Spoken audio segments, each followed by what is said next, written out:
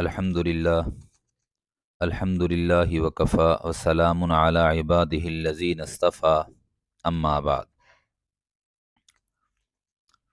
فقہی مسائل کی یہ مجلس ہے، اس میں ایک مسئلہ عرض کرنا ہے اور اس کی 3 صورتیں ہیں۔ تینوں صورتیں جو ہے وہ ذکر کی جائیں گی۔ عنوان یہ ہے آج کی گفتگو کا کہ لکھی ہوئی چیز اگر کوئی نمازی پڑھ لے تو اس نماز کے متعلق کیا حکم ہے۔ تو پہلی جو صورت ہے وہ یہ ہے کہ اگر نماز کی حالت میں نمازی نے قصداً اور ارادتاً کوئی چیز دل کے اندر پڑھ لی ہے، دل سے پڑھ لی ہے، زبان سے نہیں،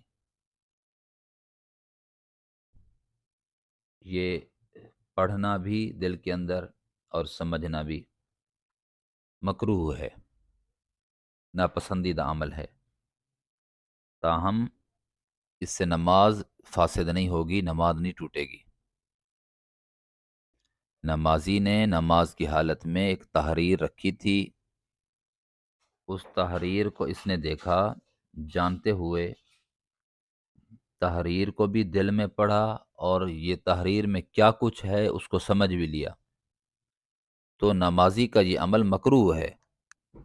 ایک دوسری صورت یہ ہے کہ اگر ایک چیز سامنے رکھی ہوئی ہے، لکھی ہوئی، اس کو بغیر ارادے کے، ارادہ نہیں تھا، بلا ارادہ بلا قصد اتفاقاً اس پر نظر پڑ گئی تو یہ معاف ہے۔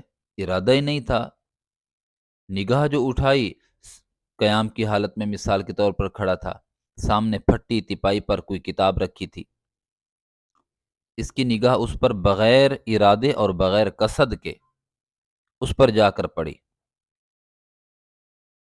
تو یہ عمل نمازی کا مکروہ بھی نہیں ہوگا، لیکن شرط یہ ہے کہ نگاہ نمازی جو ہے اس پر جمائے نہیں رکھے، ٹک ٹکی باندھ کر دیکھتا نہیں رہے، سمجھنے کی کوشش نہ کرتا رہے، نگاہ پڑ گئی، سمجھ لیا کہ یہ فلاں کتاب رکھی ہے، اس کے بعد نگاہ ہٹا لی اور نماز کی جانب متوجہ ہو گیا، تو نماز درست ہے، مکروہ بھی نہیں ہے۔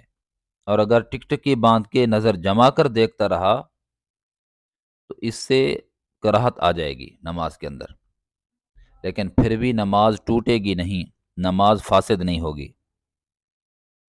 ایک تیسری صورت ہے اور وہ خطرناک ہے، وہ یہ ہے کہ اگر لکھی ہوئی چیز پڑھ لی ہے اور پڑھتے ہوئے اس نے زبان کو حرکت دی ہے، تلفظ کیا ہے، لفظ بولا یعنی زبان کو حرکت دی، تو اس سے اس کی نماز فاسد ہو جائے گی، نماز ٹوٹ جائے گی۔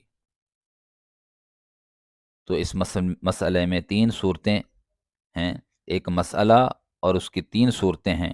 لکھی ہوئی چیز کے متعلق اگر نمازی نے ارادے کے ساتھ جان بوجھ کر دل میں کسی تحریر کو پڑھ اور سمجھ لیا تو یہ مکروہ ہے، نماز باقی رہے گی۔ بغیر ارادہ کے اگر کسی چیز تحریر کو دل میں پڑھ لیا، زبان سے نہیں دل میں پڑھ لیا، تو نماز مکروہ نہیں ہوگی۔